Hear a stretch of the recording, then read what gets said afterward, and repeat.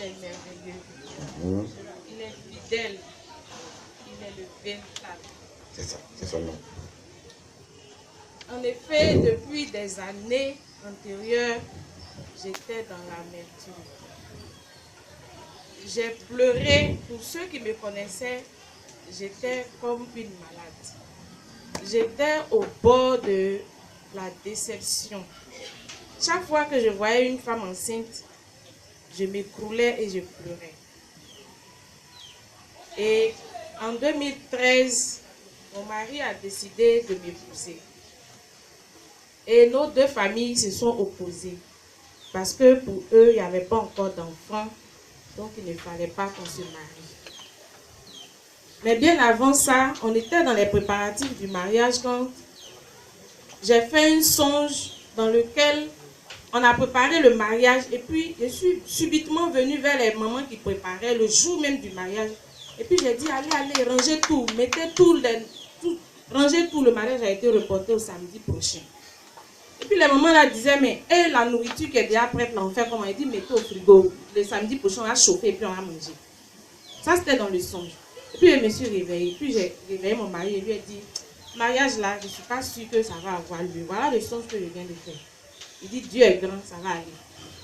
À 3 mois du mariage, ça c'était en 2013, la grande soeur, même mère de mon mari est décédée.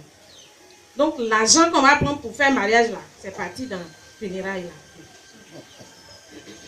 On a fini enterrement. À 2 mois, les parents se lèvent maintenant pour dire, eux, ils ne veulent pas du mariage. J'ai dit, tu as vu. Ce que j'ai vu là, je t'ai dit, tu dis, ça va aller, tu as vu. Donc, mon mari était découragé. J'ai dit, si tu te décourages, tu permettras à l'ennemi d'être heureux. Soyons forts. Quand Dieu n'est pas encore dans quelque chose, il n'a pas encore accepté, il permet que les hommes s'opposent. Prions et puis on va voir la suite. Donc, de 2013 jusqu'en 2015, j'étais toujours dans la déception en train de chercher un enfant. C'est ainsi que ma voisine, Ange, celle qui est là, m'a une fois invitée. Elle dit, bon, il faut venir dans notre église. Le pasteur va expliquer et puis on va voir. Donc, un jour, je suis venue avec elle, on a prié. Et j'ai rencontré papa Esaïe. Je lui ai expliqué, on a prié ensemble. Un autre jour, quand mon mari est venu, je lui ai parlé de ça et puis on est allé chez papa. Papa nous a regardé jusqu'à et puis il nous a demandé si on avait des enfants. Il semblait que comme on était nouveau, il y a plusieurs personnes, donc il ne nous reconnaissait pas trop. Donc il a demandé si vous avez des enfants. Il dit non, papa, on n'a pas d'enfants, que nous on cherche. Il dit mais je vois un joli garçon à côté de vous et puis vous cherchez un enfant. Mais il y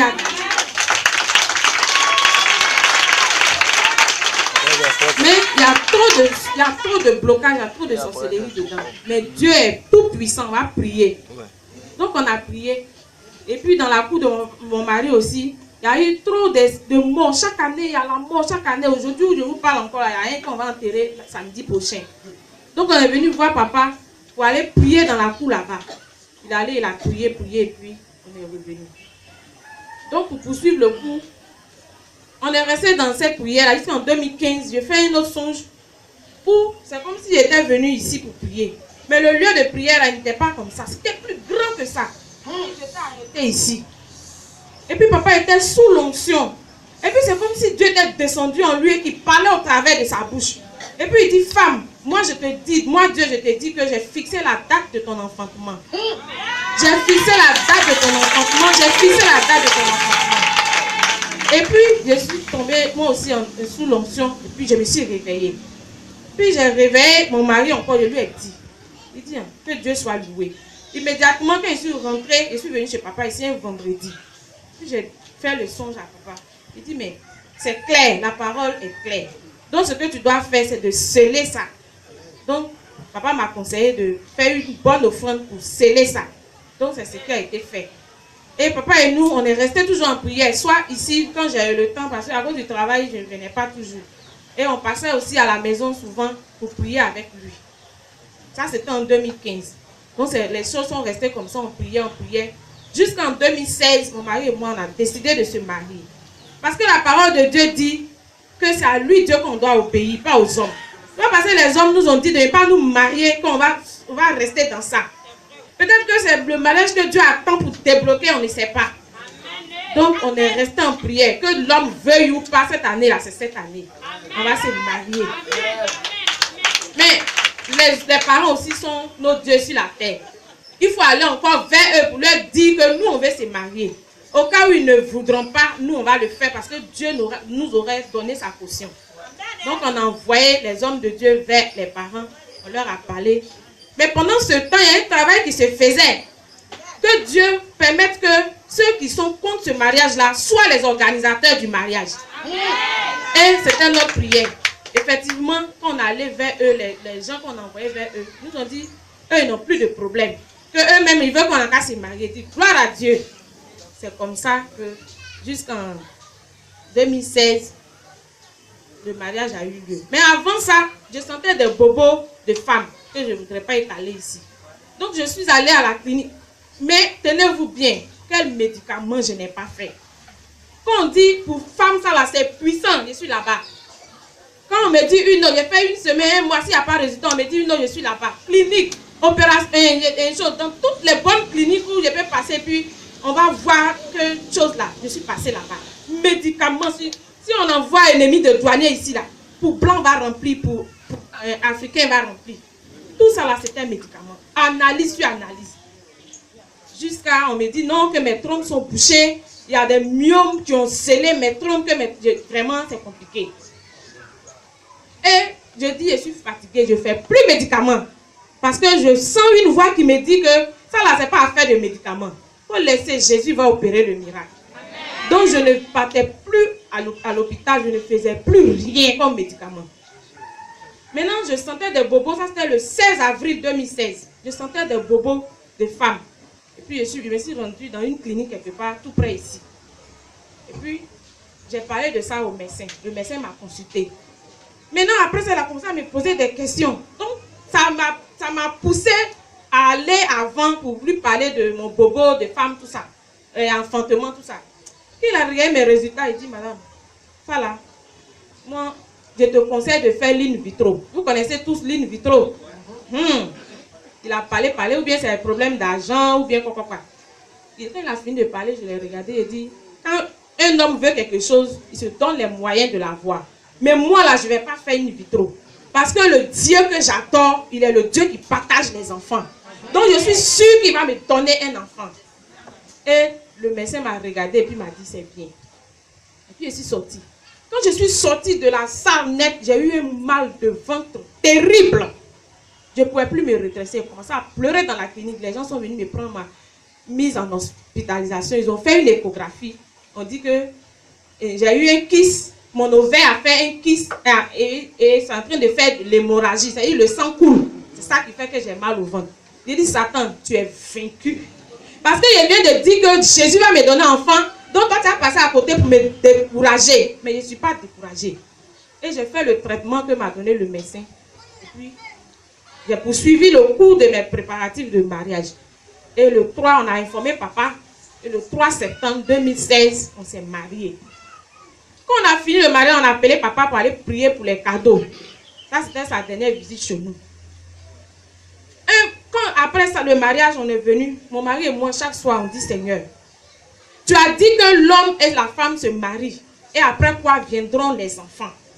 On s'est mariés maintenant là. On va voir si ce que toi tu as dit là, c'est la vérité. Maintenant, enfant là, ça n'a qu'à venir dès maintenant. Les hommes nous ont donné les cadeaux, voilà ça. Maintenant, toi qui es notre papa, c'est quel cadeau tu nous donnes? Nous, cadeau qu'on veut là, c'est enfant. Mais si ça a duré là, on ne va pas savoir que c'est cadeau de mariage. Il faut faire ça dès maintenant là, on va savoir que c'est ton cadeau que tu nous donnes. Et chaque fois, c'est comme ça on priait. Ça, c'était en septembre. Octobre. Mais avant le mariage, aujourd'hui, vendredi, quand on s'est marié, demain, samedi, et puis les bérets rouges sont venus. Je dis, aïe, Dieu, tu as permis que les bérets rouges viennent. Ah, au moment où il a fait chaud les mariages là, tu permets que les bérets rouges, permets que menstru qui est venu là, ce soit pour ta gloire. On allait faire le mariage. Septembre, octobre, béret rouge est venu encore. Il dit, j'étais parlé J'étais parlé, oh. Ça fait un mois déjà. Si cadeau la table là, c'est pas bon pour toi et puis pour moi. Parce que les gens nous attendent. On s'est entêté, on a fait le mariage, mais ils vont voir ce qu'il y a derrière. Mais toi, Dieu, je sais que tu es fidèle. Et donc, octobre encore, béret rouge. Novembre, il y a une soeur qui devait se marier. Elle est venue rester chez moi. Donc, on préparait le mariage. Mais j'avais mal à la hanche comme ça.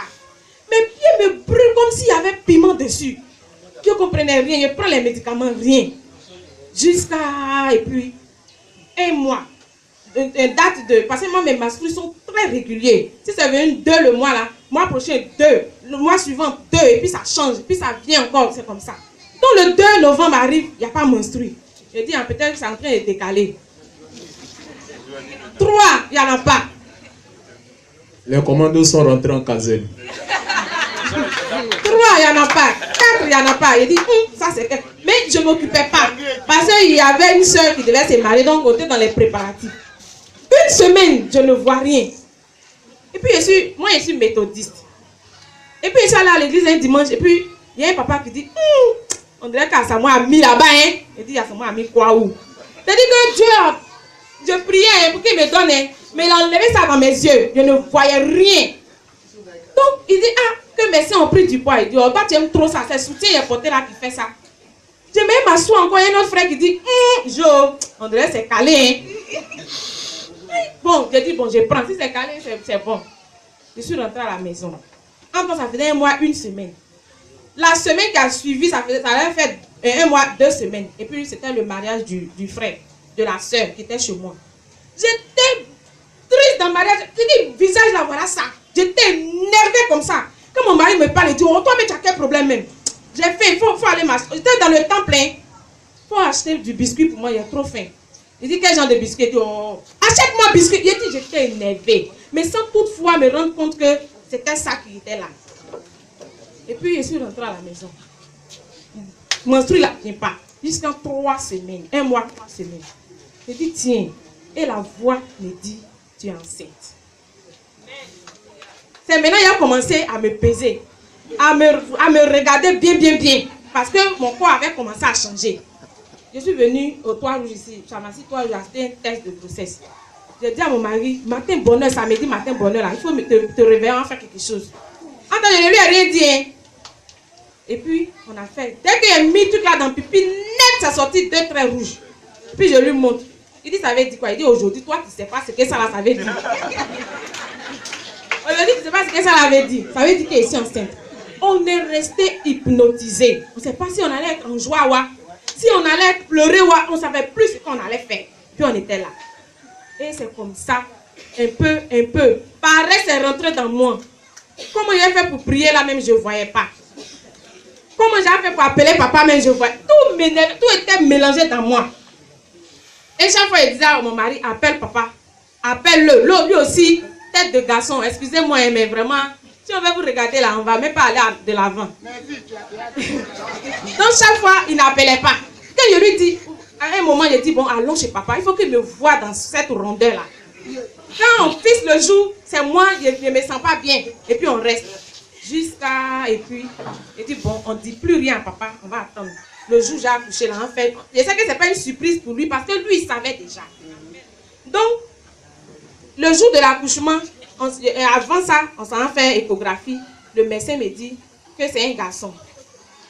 J'ai dit oui. Moi, Dieu m'a déjà dit que c'est un garçon. C'est vous les médecins qui mentez. Aujourd'hui, c'est femme, demain, c'est garçon. Mais moi, là, Dieu m'a déjà dit que c'est un garçon. Donc, c'est comme ça. À l'approche de l'accouchement, les médecins ont voulu faire césarienne. Ils disent, moi, jamais. J'ai dit à Dieu que je vais voir douleur qui est dans l'enfantement là. Parce que quand les femmes parlent, l'enfantement est difficile, l'enfantement est dur. Moi, j'ai dit à Dieu que je veux voir des temps. Donc, ne me césarisez pas. Je vais accoucher par voie basse. On a mis ça en prière jusqu'à puis Dieu a opéré le miracle. Donc, voilà ce joli petit bébé dont papa avait parlé là. Le voici qui est là. Donc, ce matin, je me joins à vous pour dire grand merci à notre Dieu. Dis merci à papa. Dis vraiment merci à Dieu.